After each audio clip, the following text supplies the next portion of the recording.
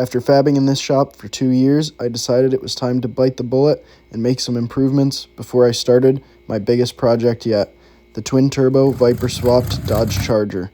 I spent $5,000 to renovate my shop and turn this old dusty garage into something more functional and professional. In this video, I'll be finishing the work that's left, breaking down the cost, and comparing it to what it was like before. So stick around if you want to see what 5K can get you, and if it was worth the money. Let's start off with some context.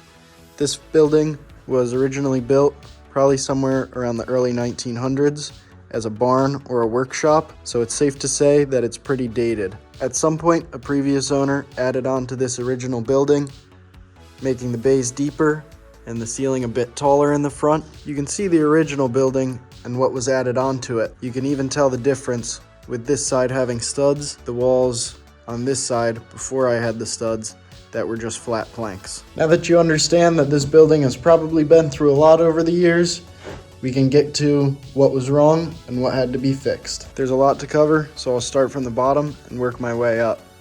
The floors seem to have been redone a few times throughout the years, and there were varying levels of floorboards and carpets with gaps in between, so it was not a very suitable flooring situation. The gaps and the carpet made it uncomfortable to walk across and difficult to roll things on wheels across the floor, as well as to clean because all of the dust would settle into the gaps and be nearly impossible to get out. The next issue was the walls. The newer addition to the shop was perfectly fine, other than needing some insulation and drywall. The back area, however, was just as you see behind the studs, full of gaps, full of nails, and let lots of heat out in the winters, making it difficult to keep warm. This side of the shop was covered in metal tiles that had begun to rust out and peel off. Not only a safety hazard as you walked by them, but dropped rust onto the ground, again made it even more difficult to keep the area clean. The last issue was the ceilings. This half of the shop was covered in sagging and breaking drywall, and this half of the shop, the ceiling was covered with the same metal tiles as were on the walls, dropping rust and junk down. Also, this area up top here, and especially on that side, was full of old stuff, tools, and all kinds of junk. We even found newspapers from the 40s, and you can imagine with stuff this old, there was lots of dust and cobwebs collecting up there that would constantly rain down into my work area, and work together with the gaps in the floors to ensure that I could never have a clean place to work. You can imagine the environment that I was working in and why that is unacceptable for a quality work environment. Now that you're aware of that, let's talk about the solution. The first step was tear down. I rented a dumpster and with the help of a friend, removed all of the metal tiles from the walls and ceilings, removed the junk from the second level, and cut out the floors so we could start rebuilding. We redid the floors on both sides of the shop and began studding the walls. The lumber for the floors and for the walls cost me about $1,600, which was the most expensive item on the list in redoing the shop, but it is also the majority of the work. So the studs are done. Not gonna lie to you guys, I'm not a carpenter. Metal is my thing, not wood. It'll be good enough to screw drywall to and put insulation between. So that's all I'm really worried about. We are gonna cover over the windows. I want all artificial light in here, so all of these windows I'm gonna cover over with drywall, and that's because it interferes with me filming. I get glare and stuff, and I think it'll just be a lot simpler without them in there. And boom, just like that, we're studded all the way around. With the floors done and the studs all put up, the only thing left to do was wiring, and then we could do insulation and drywall. I had a good bit of materials left over from when I originally put this 200 amp service in the garage. What I did back then was a bit rushed, so I decided to redo it all and do it right. So while I was at it, I added some outlets and changed some things over, like the garage doors, to the service that I added. The original power supply for the shop came from the house and was constantly popping breakers, so I moved everything over to the new service, which also cleaned up a lot of wiring, so I didn't have multiple things coming from two different power supplies. The wiring itself cost me about $250, not including the stuff that I had laying around. I also bought 10 more LED shop lights that I'm gonna put up. Before this, I only had 4 lights like these guys, and so it was a bit dim in some areas of the shop, but now we will have lighting up here, which I added an outlet for up top.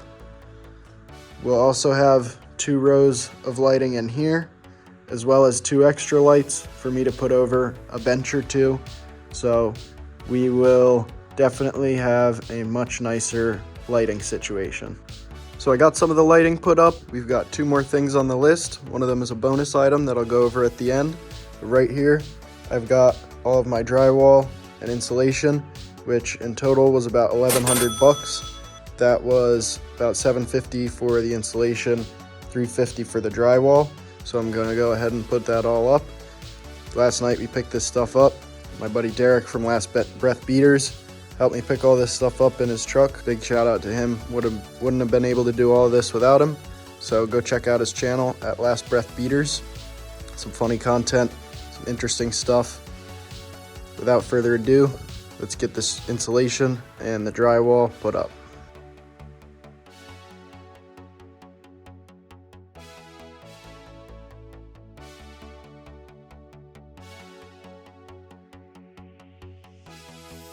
Most of the insulation is done. I got to where you guys last saw and my phone ran out of storage, so it cut off this bit. I'm gonna go ahead and finish up the insulation. So I got the rest of the insulation put up in spaces where 2x4s were on less than 16-inch centers. I just peeled the paper off and stuffed it in. The drywall will hold it up. Now that that's done, we will get on to doing the drywall. And just like that, the drywall is all finished. I got some stuff cleaned up a little bit in here. Still a lot more cleaning to do. I also got the final 2 rows of lights installed. It's safe to say it's brighter in here than it has ever been, which I'm super excited to work in. The drywall, as you'll notice in a few spots, is not perfect.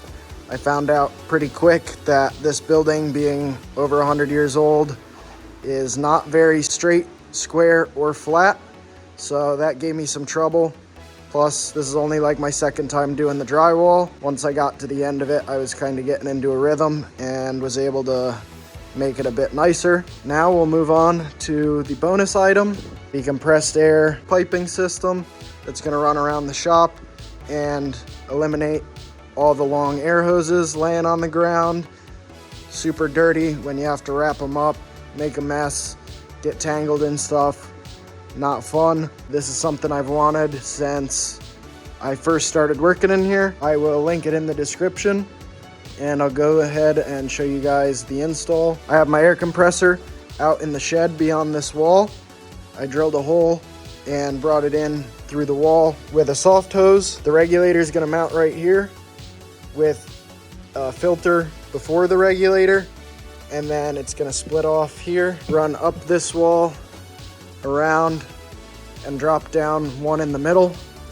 Gonna have one on this wall and one over there for now. The compressed air piping system was almost exactly $500 shipped, which brings us to our total of $4,700, not including the materials that I had laying around. And also, I'm gonna have to buy a few trim pieces and little things here and there. So all said and done, 100% complete, we will probably be exactly at the 5,000 mark. And with that, let's get to installing this system, show you guys how it works. So I went ahead and made this first piece just as some practice to see how it worked. And it's actually super simple. You just cut the tubes to length, loosen up these fittings, slide them in, tighten them down, and you're good to go pretty much. as you cut the pipe, you deburr it. It comes with a deburr tool, wrenches to tighten the fittings, spray a little soapy water before you slide them together, and simple as that. Comes with wall brackets. The only thing I did need, which I already had, was this tubing cutter. I'm gonna go ahead and get the rest of it put up.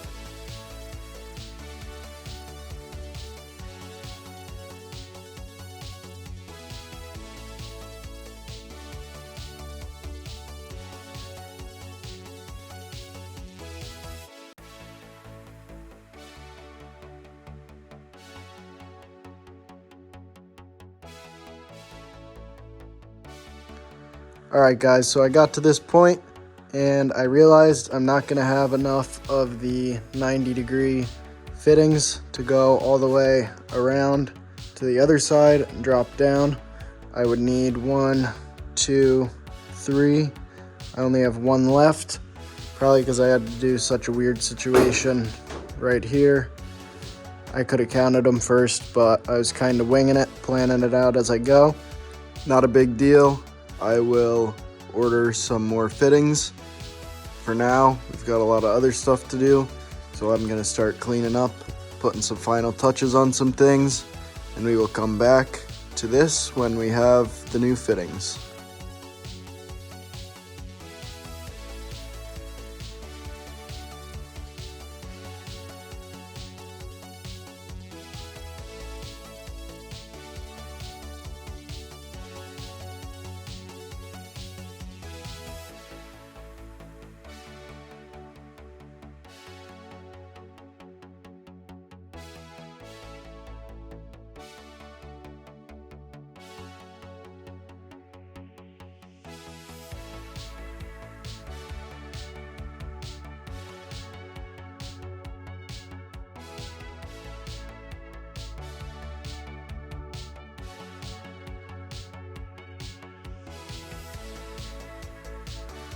Well, the pegboard looks a lot better, but I can never manage to tape off enough around, and I always get that overspray line, so that really sucks, but maybe I can stack some shit in front of it.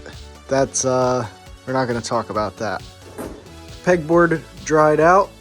I was happy to see that it wasn't as glossy, because it looks really a lot better without the gloss. I thought I bought flat black, but now that it's dry, it looks really nice. I've got everything on there. Alright guys, so the next thing I'm gonna do is build a grinding bench right in this area. So I've got to cut out this tube that came up for the original electrical supply, and then I'm gonna use my leftover 2x4s to make a nice grinding bench. I'm gonna make this out of 2x4s and then eventually put probably a stainless steel thin plate over the top so that there's not these grooves like this for the grinding dust to settle down in. Let's start on that and see what we can come up with. Drop it down in the comments if you absolutely hate Phillips head screws like this. I ran out of my Torx bit ones, so I'm trying to use these guys up, but they're pretty much impossible to get all the way in. Let's hope I can make them work, or else I'm gonna have to go buy some more. Yep, I went and got some of the good kind. Those Phillips head are going in the junk. So the bench itself is done. I got my power strip mounted, a couple of chargers mounted, and now I'm thinking about how I want to make a shelf. I don't really want to put something down below and have to bend down and crouch down or whatever to every time I have to get a sanding belt or something for an air tool. So I'm thinking I'm gonna rip this board down shorter and make a small shelf up here that I can put stuff like this on, and that might be all we have to do. Also, I don't want something below the table that's gonna get covered in grinding dust and I'm gonna have to vacuum it all the time. So I made my little shelf. It's borderline on giving me enough room. I think I might actually do a shelf down below, and anything that I don't use all the time, like these hole saws for the tube notcher, I'll throw them down there. These discs for The bench grinder might go down there, and then stuff that I'm changing out all the time, like belt sander belts that I switch out depending on the materials I'm using, and air tool stuff that I'm grabbing all the time and changing the shanks for, we'll put up there. So I'm gonna go ahead and make a little shelf down here. So I've got this lower shelf made. Definitely a good move. Hopefully I can do something to keep grinding dust from collecting down there, because I hate messes like that. Maybe I'll put like some cupboard doors on it or something if I'm feeling like a really skilled wood craftsman, which I am not. Now our parts came in to finish up the air system, so I'll get that put up. And there it is. The air system is completely installed. We've got a place to hook up the air for the waste oil burner. We've got 2 air hose outlets there. Might get some hose reels. We've got 2 hookups here. Hoping to have a CNC plasma here, so that'll be 1 hookup. And then we've got hookups up here, mostly just for putting air and tires out in the driveway, blowing out the bays, stuff like that. So I will let you guys know what I think of those down the line, if I add any more hookups, and maybe I'll make a video on a review. So far, just the install was pretty nice, super easy. Definitely plan it out and find a good path for it. Here it was a little difficult with the corner beams and stuff like that. They offset from the wall, made it kind of tricky to line everything up nice, but we got it up and can't wait to use it. Hopefully today we will be getting the charger in, so I'll show that to you guys, which will lead up to our next episode where we start on the Viper swap charger project. So I'm gonna go ahead and skip right to when the shop is all clean. All right, there we go, guys. The shop is for the most part cleaned out. Got some trash I gotta dispose of here. Some things I gotta organize on this side. Got the Viper engine up front and center. But it looks like something's missing right here. I wonder what that could be. Yep, that's what was missing. Much better. Now that we got the charger in, the shop done, we got the Viper motor right by where it's going, we can shut this video down. Let me know what you guys think. Was it worth it? $5 grand to get me this? So far I'm thinking it was, but I'll have to test it out a little over time, see what I think. Our next episode will be getting this charger ready to put the engine in and putting this thing together and kind of just seeing what I want to do with it, because it is not going to be anywhere near factory, obviously, with a Viper engine, but also we're going through the whole car and it is not going to look like a 73 Charger when we're done. So if you're interested in that, you want to see what comes of it, make sure to like, comment, and subscribe, and I'll see you guys in the next one.